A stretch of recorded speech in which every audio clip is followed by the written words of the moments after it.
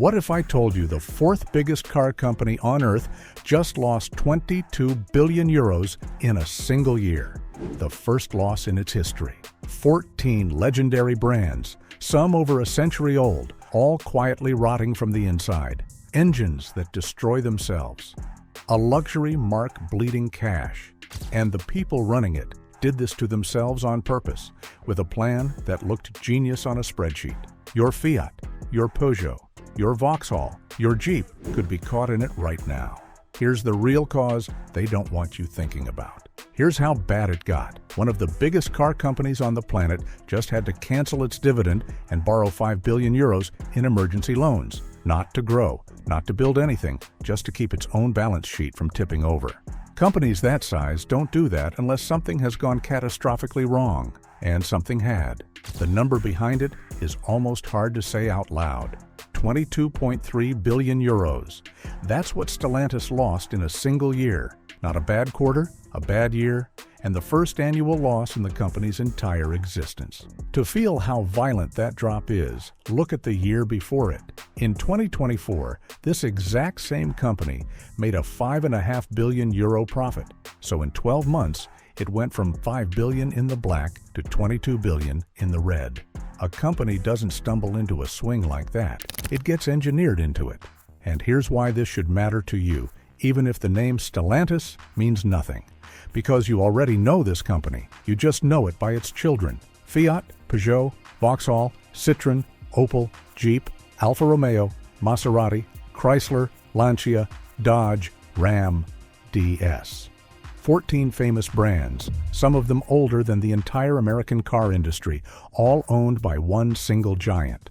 There's a very good chance a car in your street, maybe a car in your driveway, was built by this company. And that giant just posted one of the worst single-year losses in the history of the motor industry.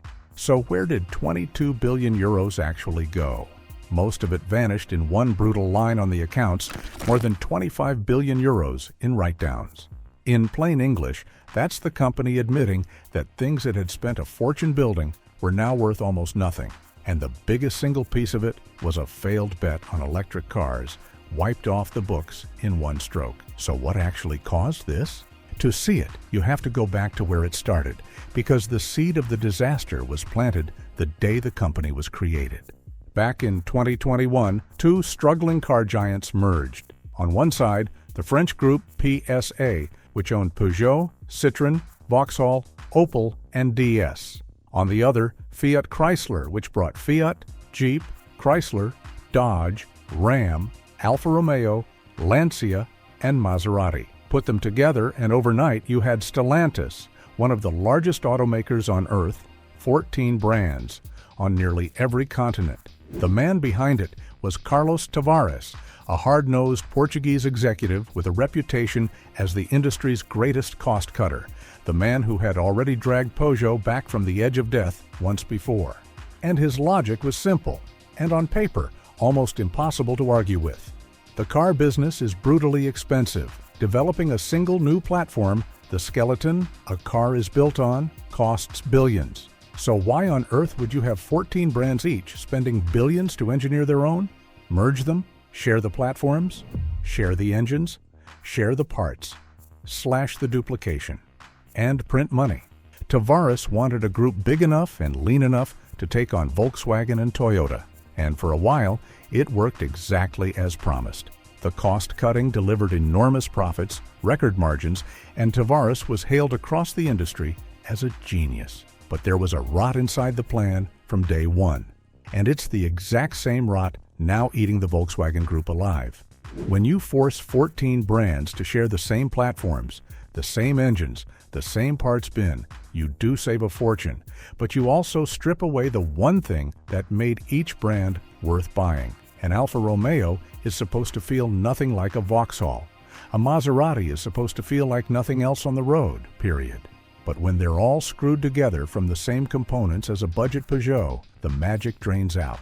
The personality gets squeezed away until all that's left is the badge. And a badge, as Stellantis is now discovering the hard way, is not enough. Then came the gamble that turned a slow decline into a catastrophe. Electric cars. Tavares committed Stellantis to an aggressive electric future, pouring billions into EV platforms, battery supply, and factory capacity, betting that demand would explode and the group would lead the charge. It was the same bet Volkswagen made, the same bet Porsche made, and it has gone wrong for all of them in the exact same way.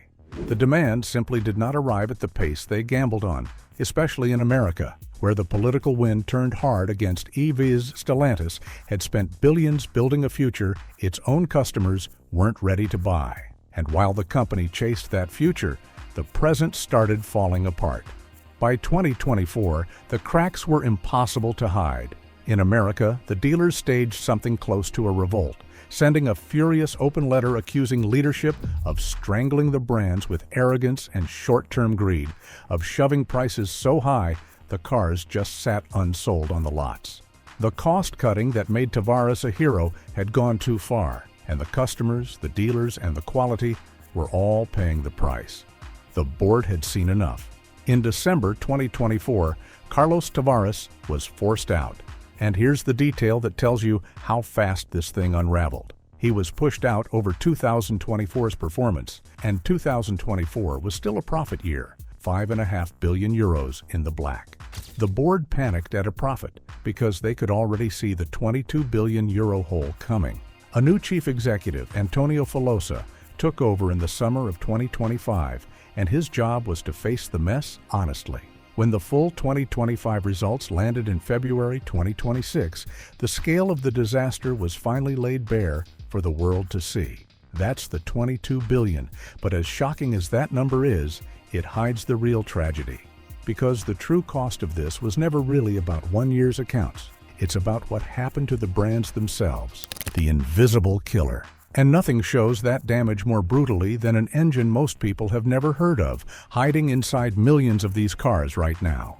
It's called the PureTech. This is a small 3-cylinder petrol engine, fitted across Peugeot, Citroën, Vauxhall, Opel, and DS, one of the most common engines in Europe over the last decade. When it launched, it won International Engine of the Year awards. Today, it's become one of the great engineering scandals of modern motoring, and it's the perfect symbol of everything wrong with how Stellantis was run. Here's the killer detail. To save cost and squeeze out fuel economy, the engine uses a timing belt that sits soaking inside the engine oil. Think about that, a rubber belt submerged in oil for its entire life. And as that belt ages, it does exactly what rubber sitting in hot oil eventually does. It disintegrates. The rubber debris gets dragged through the engine, clogs the oil pump pickup, and slowly starves the entire engine of lubrication until it seizes solid. And these failures are not rare, and they are not minor. Owners across Europe have been left with completely wrecked engines and repair bills worth more than the car itself, often on vehicles only a few years old. The anger got so loud it triggered legal action in France and forced Stellantis to extend warranties on the engine just to contain the damage. And it's still going. In 2026, on top of the wet belt disaster, Stellantis had to recall hundreds of thousands of vehicles worldwide over a fire risk tied to its newer PureTech engines. Around 44,000 in the UK alone. Now stack that on top of a company already bleeding billions. It is now also on the hook for replacing engines in cars it already sold, because the cost-saving design at the heart of its best-selling models literally destroys itself. This is what the spreadsheet looks like at the sharp end. Not a boardroom figure, an ordinary family with a dead engine in a 5-year-old car, and a bill they were never warned about and cannot afford. The wreckage, brand by brand. But the PureTech is just one wound. To really understand the damage, you have to walk through the empire one famous name at a time, because almost every single one has been hollowed out. Start with Maserati, the crown jewel, the brand that's supposed to be the group's Ferrari fighter. Maserati sales have fallen off a cliff in a single year, and the brand is bleeding money so badly that Stellantis pulled back hard, cutting investment and canceling the electric future that was meant to save it. When the most glamorous name in your entire empire is hemorrhaging cash and you're killing its future, that tells you how deep the trouble runs. Now Alfa Romeo, a name that should make your heart race, a century of racing pedigree. Under Stellantis, Alfa has become a byword for unreliability, finishing near the very bottom of the independent dependability studies, second worst of every brand in one major survey. And when Alfa launched a small car called the Milano, the Italian government objected that a car named after Milan wasn't even built in Italy, and the company was forced into an embarrassing last-minute rename. A proud, historic marque, reduced to building unreliable cars on shared platforms and losing public fights over what it's even allowed to call them. Then there's Lancia, once one of the most admired car makers in the world, a brand that won rally championships and built genuine icons. Today, Lancia has been reduced to essentially a single model kept on life support, a ghost of a brand that exists more as a name on paper than a living car maker. DS Automobiles is a different kind of failure. This was Stellantis trying to invent a premium French brand from scratch, an answer to Audi and BMW, but built on the same ordinary underpinnings as a Citroën and sold at a luxury price. Buyers saw straight through it. DS sells in tiny numbers, its cars depreciate alarmingly because nobody wants them used, and it stands as living proof that you cannot conjure prestige out of a badge and thin air.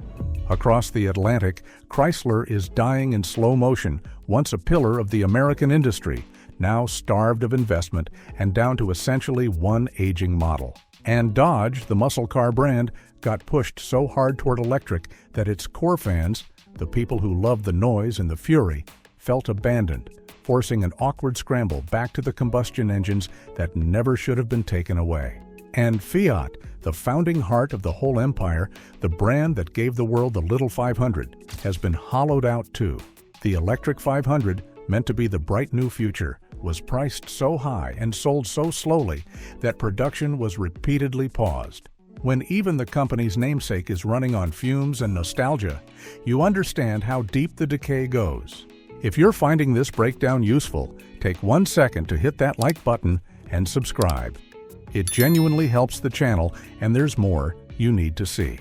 Now, here's where it gets bigger than Stellantis. It's getting worse. And here's the part that should worry you, because this crisis is not cleanly over. It's still working its way through the system. The write-downs cleaned up the books in a single brutal year, but they don't undo the damage to the brands. Maserati is still gutted. Alfa is still fighting its reliability reputation. The pure tech engines are still out there in millions of cars, still aging, still failing, and the fire risk recalls are still landing in 2026. Every one of those is a customer who may never trust the brand again, and trust, once it's gone, does not come back with a press release. And the financial pressure hasn't lifted either. On top of everything, Stellantis is staring down a tariff bill running well over €1 billion as trade barriers bite into what it sells in America. So the company is caught in a vice. It has to spend money rebuilding quality and trust at the exact moment its profits have vanished, its dividend is gone, and it's borrowing just to stay steady. That is an extraordinarily hard place to climb out of. What this means for real people. And underneath all the billions, this lands on ordinary people. This was never just a story about spreadsheets. Picture it. You bought a 3-year-old Peugeot or Citroën or Vauxhall, a sensible, affordable family car. You did nothing wrong. Then one day, the engine starts making a noise, and a few miles later, it seizes solid on the motorway because a rubber belt soaking in oil finally fell apart. The repair bill is more than the car is worth. And you were never warned that the engine was designed that way, or you saved for years for the Alfa or Maserati you dreamed about, only to watch it drop toward the bottom of the reliability tables and shed value faster than almost anything on the road. That's the human cost of the spreadsheet. A driver stuck with a dead engine or a worthless car, paying for a decision made in a boardroom they'll never see, to save a few euros per vehicle they never agreed to. So where does this leave the empire now? The new leadership is trying to dig out, and the strategy is the exact opposite of what came before. Instead of forcing everyone toward electric, the message now is freedom to choose, keeping petrol, hybrid, and electric alive across the range.